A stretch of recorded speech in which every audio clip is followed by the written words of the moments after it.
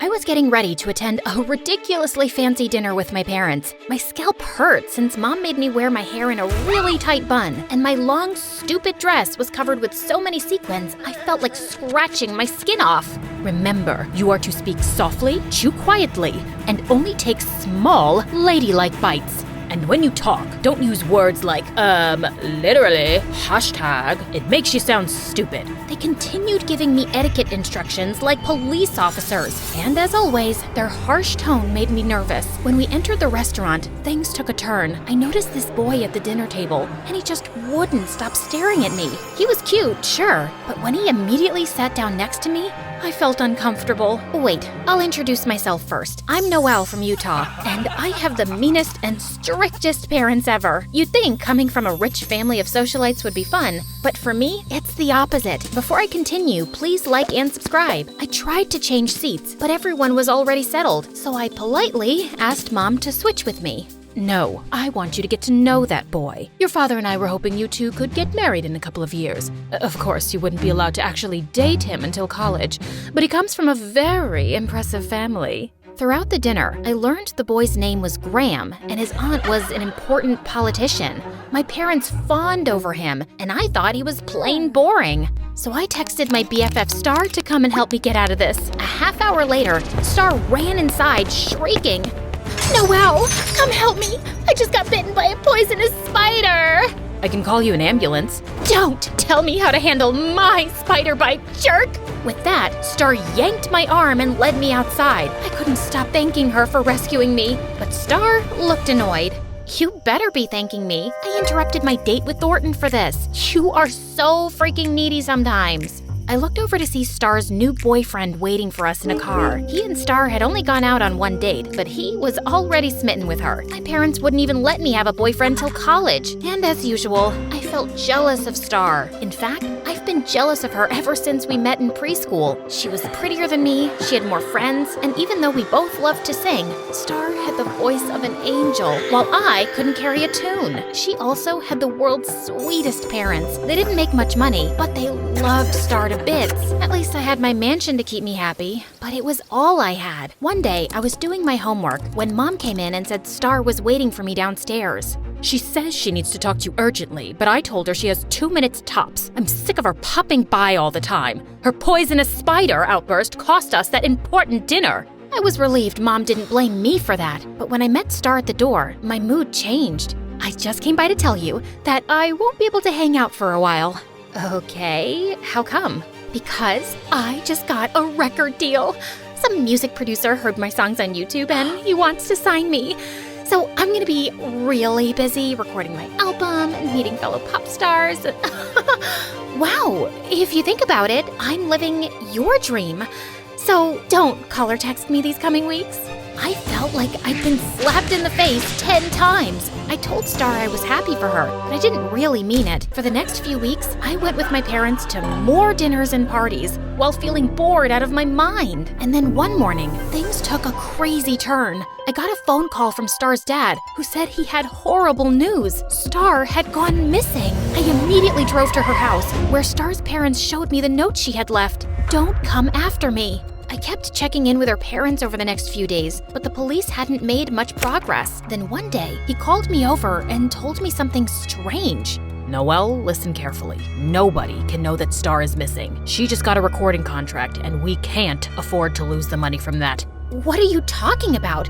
Your freaking daughter is missing and you're thinking about her music contract? That's just demented. Everyone in town should be on the lookout for Star. Star's dad assured me that he'd hire a private search team to look for her, but in the meantime, he still needed the money from her recording contract. You see the way we live, honey?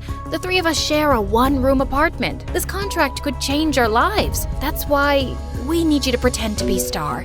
She doesn't start recording for a couple of weeks, and we should find her by then. You just need to make a few public appearances. And don't worry, we're telling the school that she's transferring. I couldn't believe what I was hearing. I was about to tell them no way, but they both started to cry and told me that this was for the best. So I finally gave in. The first step was my disguise. On my way home, I bought a wig and colored contacts. Luckily, Star and I had a very similar build and facial structure, so so hopefully the disguise would be enough. Star's parents also lent me her clothes and schedule. And step 2 was making sure my parents wouldn't know about my secret appointments. So I told them I was joining the physics club, which would have practices every day after school. And thankfully, they bought it. Thank God that was out of the way. Now it was time for my first appointment as Star. I was supposed to meet her new boyfriend Thornton at a restaurant. I waited nervously as Thornton approached me. I'd never been on a date before, and it didn't help that Thornton looked like a Greek god.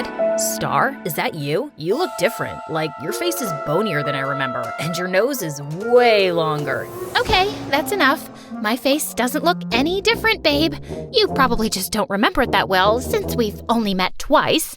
You're probably right. My bad. I'll make it up to you by ordering you some tea, sweet cheeks. You sound like you have a cold. Did he just insult my voice? Throughout the date, I discovered that even though Thornton was attractive, he was also the most annoying chatterbox on earth. He especially wouldn't shut up about this YouTube channel he liked called My Story Animated. MSA is so dope. I literally watch it all the time. Oh, did you know they're also on TikTok? Because TikTok is really bad for your attention span. I'd suggest you watch MSA on YouTube. It's probably better quality. By the end of our day, I felt like I needed a 10-year nap. Then as we were walking, Thornton pulled me close to him and kissed me. My stomach exploded with butterflies. You are something else, babe. I already feel like I'm in love. I was too shaken to speak as he walked away. I felt horrible for kissing my best friend's boyfriend. He'd totally taken me by surprise. Next time, I'd have to tell him I had a mouth sore or something. For the next few days, I met with the music producers, made appearances, and went over my recording schedule. I was still worried about Star, but I secretly loved living her life. One afternoon, I went to a cafe to change out of Star's disguise, but as I was taking off my wig, I saw someone watching me. I screamed when I realized it was Graham. Noelle, is that you? Why are you wearing a disguise? What the heck are you doing in here? I think you're in the boys' bathroom. Seriously, why are you in disguise? And why are you wearing a necklace that says STAR? Oh, crud. I was gonna have to tell him, or he'd probably report me to my parents. So I told Graham everything, but begged him to keep his mouth shut, and he surprisingly agreed. You're in a difficult situation, but don't worry. I'll help you get out of this as soon as possible. We can even do our own secret search for your friend. I didn't exactly want to go on any secret mission with him, but he looked like an excited puppy, and I didn't want to get on his bad side. So when nobody was home, the two of us snuck into their apartment one night to see if Star had left any clues. We didn't have much luck until I bumped my elbow against a painting and it fell down. To my horror, I saw a taped picture of me behind the painting. Star had drawn a mustache on me and wrote a note at the bottom. I hate this ugly, worthless, spoiled witch. She's only good for her credit cards and the food she feeds me at her 4-story palace. Good thing she didn't notice the money I stole from her wallet. I then saw several $100 bills taped to the poster. I felt numb with rage. All these years, Star had just liked me for my money? She is such a snake. I have literally never done anything to her. I know. We're gonna find Star and confront her. I don't want to look for her anymore. Leave that to her search team. But aren't you worried about her safety? I didn't answer him. I just went home and felt my anger bubble like lava. If Star didn't want her perfect life, then I was more than happy to take over. That week, I made friends with 3 different celebrities, bought lunch for her parents, and went out every single night with Thornton. And even though he was the most obnoxious guy on earth, I made sure to kiss him as much as possible. One night, I decided for the first time in my life to stay past my curfew. And when I arrived home, my parents were ballistic. Physics club, my butt. You young lady are up to something else. I wasn't born yesterday. Obviously, I'm not at any physics club.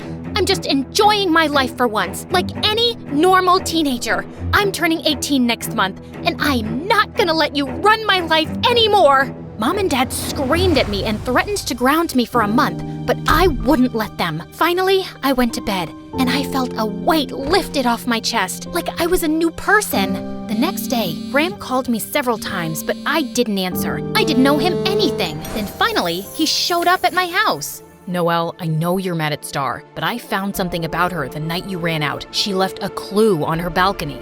How many times do I have to tell you? She's not my problem anymore. So you just don't care at all what's happened to her? Are you some kind of sociopath? You don't even know if she's alive. You know what? I don't even think you're mad about the stuff she did to you. You want to steal Star's life from her. I bet a part of you even wishes she's missing for good. Graham stormed out before I could answer. I decided to take a walk, but I couldn't get his words out of my head. Deep down, I knew they were true, even though I was too ashamed to admit it. I stopped by Star's place on the way to check for the clue Graham told me about, but when I arrived, I saw hundreds of people and reporters there, and Star's parents were in tears.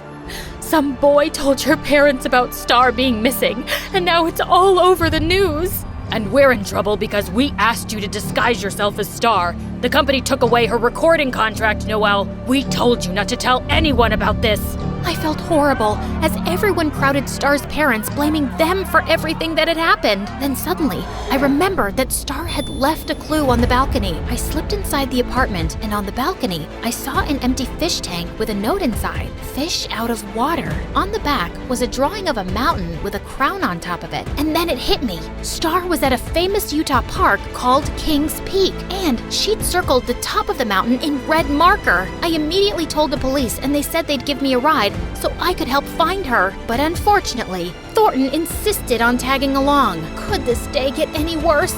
Man, I can't believe I was dating you this whole time. I knew something was a little off, cause I pick up on things quickly, not to brag, but man, that was evil what you did to Star. I mean, sure, you kiss way better than her, but thank God I don't have to deal with this anymore.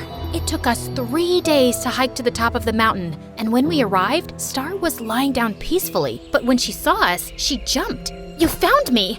I didn't expect anyone to find me! Well, I saw your clue inside that fish tank, so I solved your riddle. Wow, congratulations! You're almost as smart as you are selfish. I saw pictures on Instagram of you making out with my boyfriend, you witch! At that second, Star slapped me across the face and tackled me to the ground. oh, catfight, baby. Shut up already, Thornton. You are literally the most annoying person ever. I only dated you for revenge anyway.